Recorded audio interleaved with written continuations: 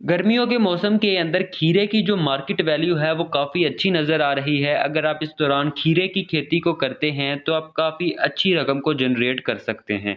आज मैं आपको 10 से 15 ऐसी वैराइटीज़ की बताऊंगा जो पंजाब के अंदर काफ़ी बड़ी मिकदार में लगाई जा रही हैं।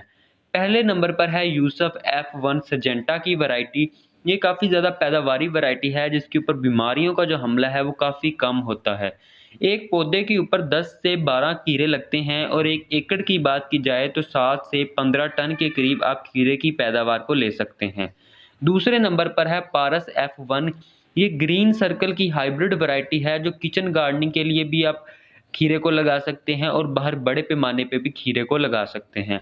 इसके एक पौधे के ऊपर 10 से 15 खीरे लगते हैं। तीसरे नंबर पर है वलीद F1 हाइब्रिड वैरायटी।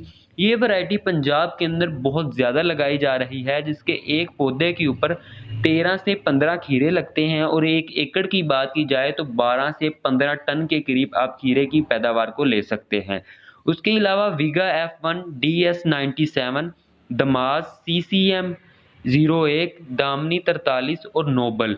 ये कुछ खीरे की ऐसी वैराइटियाँ हैं जिनकी जो पैदावार है वो 15 टन तक आती है। एक पौधे के ऊपर 10 से 15 खीरे लगते हैं और पंजाब के अंदर काफ़ी बड़ी मिकदार में इनको लगाया जा रहा है।